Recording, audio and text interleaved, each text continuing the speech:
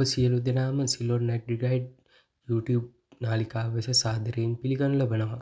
මෙම වීඩියෝ මාලාවෙන් අප බලාපොරොත්තු වෙනවා ජේබ්‍රා වගාව පිළිබඳව ඔබ දැනගත යුතු මූලික කරුණු පිළිබඳව සාකච්ඡා කිරීමට.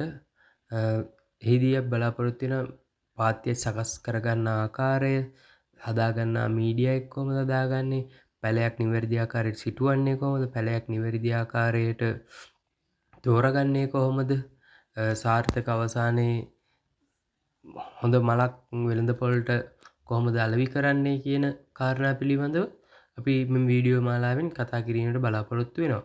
ඒ වගේම ඔබට යම්කිසි ගැටලුවක් ඇති වුවොත් ඔබ ඒ කමෙන්ට් සෙක්ෂන් එකේ දාන්න. මම ඒ සඳහා පිළිතුරු ලබා දෙන්නම්. ජේබ්‍රා වගාව පිළිබඳව කිසිම දෙයක් දන්නේ නැති සහ මුලින් ඉඳන් පටන් ගන්න ඉන්න කෙනෙක්ට අවශ්‍ය වන ආකාරයට මේ වීඩියෝ මාලාවෙන් මම කියා දෙන්නට කැමතියි. ජේබ්‍රා වගාව මේ වෙනකොට වෙළඳපොලේ ඉහළ ඉල්ලුමක් පවතින බව ඔබ දන්නවා. සාමාන්‍යයෙන් උත්සව අවස්ථාවලට සහ අනෙකුත් ඔය තියෙන වෙඩින් ඒ වගේ ඒවට තමයි මේ මල් භාවිතා කරන්නේ. අපි බලමු මෙම වගාව කොහොමද සාර්ථකව කරගෙන යාමට අවශ්‍ය වන අපේ භූමිය සාදා ගන්න ආකාරය තමයි ප්‍රධාන වශයෙන්ම කතා කරන්නේ.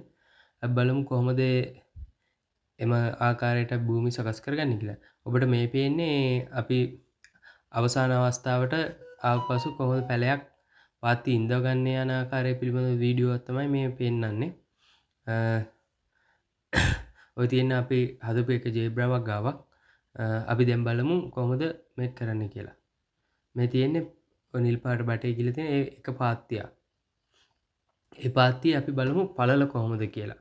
අන්න බලන්න පළල මෙම පාත්තියේ පළල කොච්චර ප්‍රමාණයක් වෙනවද කියලා. අන්න මේ උළු කැටේ. මේ පළවෙනි උළු කැටේ අල්ලලා තියෙන්නේ ටැනල් එකේ දැලේ ඉඳන් අඩි 1කමාරක් ඇතුලේ. ඒක හොඳට මතක තියාගන්න. ටැනල් එකේ දැලේ ඉඳන් අඩි 1කමාරක් ඇතුලේ තමයි අපි පළවෙනි උළු කැටේ අල්ලලා තියෙන්නේ. අන්න බලා ගන්නකො.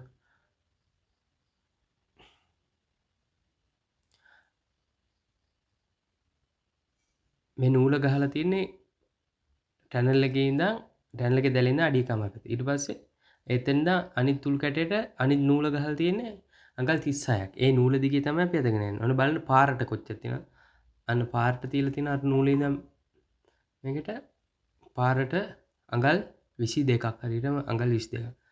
අර නූලේ ඉඳන් අරකට අඟල් 36, මේ නූලේ ඉඳන් පාරට අඟල් 36. මේ අපේ දෙවෙනි පාත්තිය හදන ආකාරය. මෙතන තියෙන වර්ග අඩි 10ක්. වර්ග අඩි 10 තියෙන්නේ මෙතන පළල 20යි අඩි, දිග අඩි 50යි. එහෙම තියෙන එක අපිට මේ විදිය පාත්ති හදන්න පුළුවන් හතරක්. උළු කැට පෙරලි මේ විදිය උළු කැට අල්ලලා පාත්ති හතරක් හදන්න. මේ අපේ දෙවෙනි එකේ දැක්කද මේ නූල් ගහලා තියෙන. හදන්න කලින් බිම ওই විදියට බිඳ ගන්න ඕනේ. බිම අර පොඩ බිඳගත්තම අර මුල් එහෙම යන්න ලේසියිනේ. ඒක ආකාරයට නූල් දෙක ගහලා ගාන්න බිඳ ගන්නවා.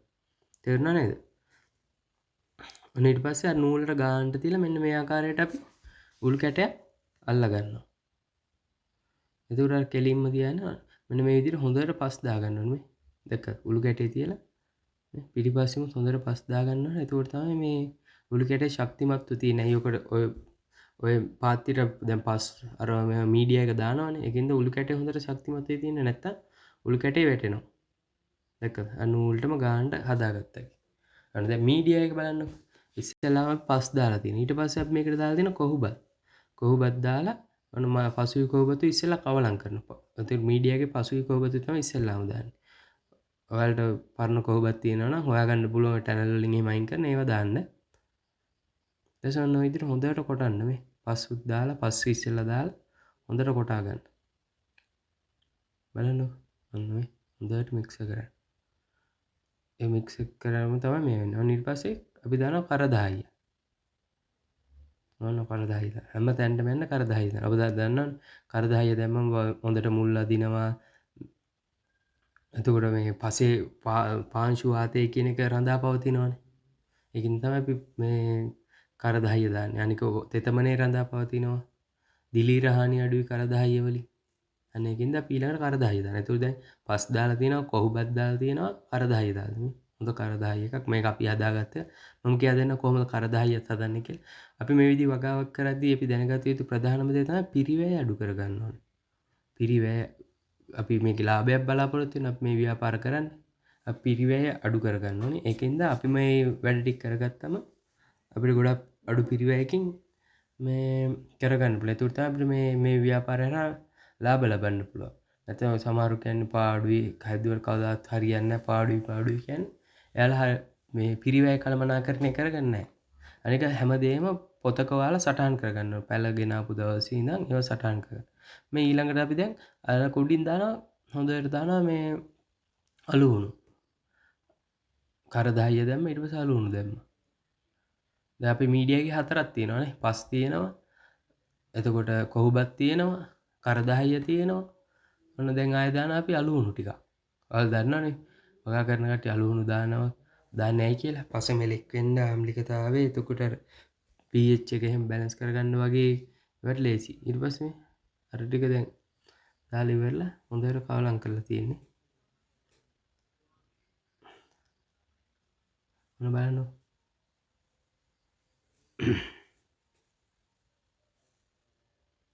නේ දැන් ඊට පස්සේ ඒ කුඩින් ආයේ පස් ටිකක් දාලා තියෙන්නේ.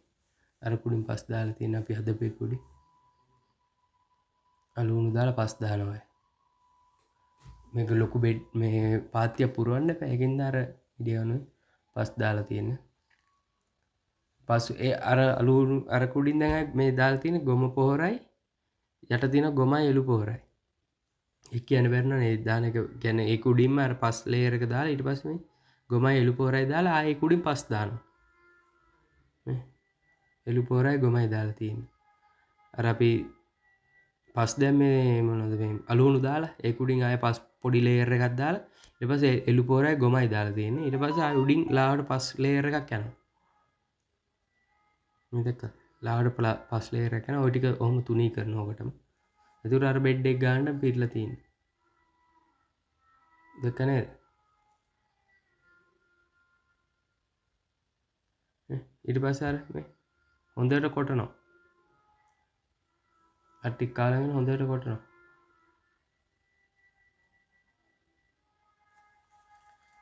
මේ විදිහට හොඳට කොටා ගන්න. එතකොට අර පස් මීඩියා එක ඔක්කොම මේ හොඳට කවලම් වෙනවා බලන්න හොඳ කොටන විදිහ.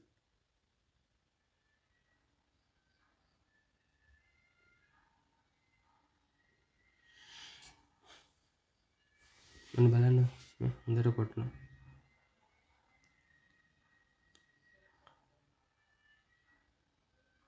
ගොම එළු පොහොර දාලා පස් දාලා හොඳට කොටනවා මේ. ඊට පස්සේ ඒ කොටපු එකට මේ හොඳට වතුර පාරක් කරලා මාට පේනවා ඒ කොහොම ක්වොලිටි එක තියෙනවද කියලා මේ. දැක්ක නේද? දැක්ක නේද? ඔන්න ඕක තමයි අපිට ඇස්සේ හොඳ නිරෝගිමත් පැලයක් තදන්නේ. බලන්නකො ඔයාලා දන්නවනේ මේ පාටෙම පේනව නේද කොච්චර ක්වොලිටි එක තියෙනවද කියලා. ඊට පස්සේ මේ හොඳට හදන්න කලින් දවසේ හොඳට වතුර අල්ලන්න ඕනේ ඊට කලින් දවසේ. හොඳට අල්ලන්න ඕනේ කියන්නේ මේකේ පස්සට වතුර වැටලා යනවා. ඊට පස්සේ හොඳට බහිනවා ඕක. සාමාන්‍ය අඟල් 3-4ක් හොඳට බහිනවා. එතකන් හොඳට මේ හොඳට උඩ කට්ටෙත් තෙමෙන්නනේ හොඳට වතුර දාන්න. හොඳට පළවෙනි පාර එතකොට තමයි හොඳට හැමතැනට වතුර ගිහිල්ලා මේ වෙන්නේ. දෙක මේ වතුර දාලා තියෙනවා. එතකොට මේ හොඳට තියෙන පාත්තිය. බලත් හොඳට බය නැතුව වතුර පළවෙනි පාර හොඳට වතුර දාන්න. අර මීඩියා ටික කවලම් කරලා හොඳට වතුර දාගන්න. මේ බලන්න. ඒක කළු පාට හොඳට තියෙනවා. තේරුණා නේද? දෙකනේ. කළු පාට හොඳට තියෙනවා. අර විදියම තමයි.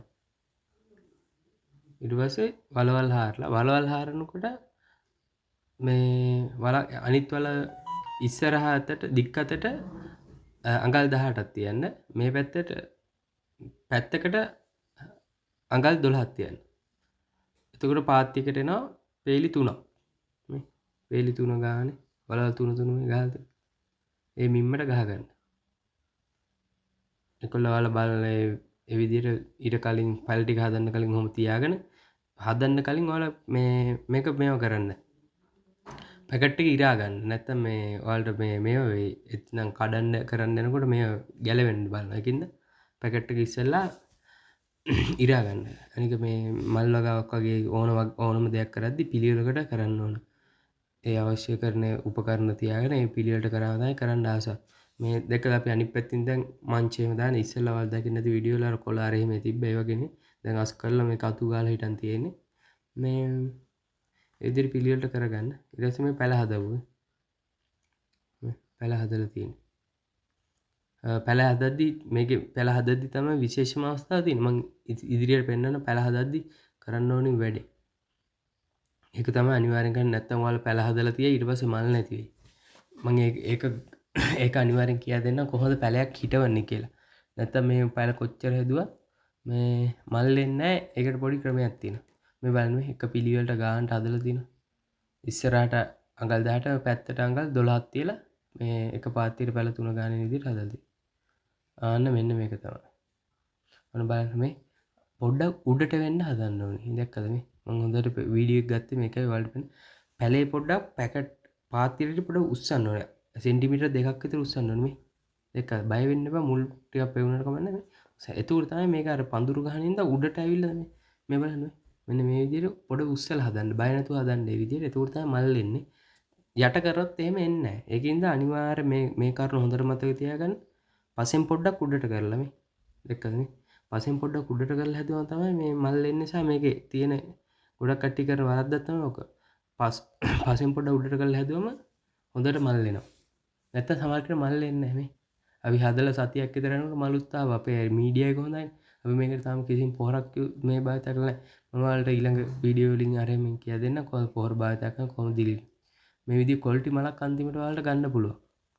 ඒකින්ද කියපු විදියට අර වැඩ ටික කරගන්න මොකක් හරි අපහසුතාවයක් තිබ්බොත් කමෙන්ට්ස් එකක් දාන්න. එතකොට බලන්න පුළුවන් අපේ YouTube නාලිකාව subscribe කරන්න කියලා ඉල්ලා සිටිනවා. ඒ වගේම මේ තියෙන ඔය අපේ ආපු පළවෙනි මලක් මම මේ නිකන් මේ හදවලා දවස් 2-3කින් ආපු මලක්. මෙන්න මේකේ විස්තර ටිකක් තියෙනවා. මේ ටික කියව ගන්න පොඩ්ඩක්.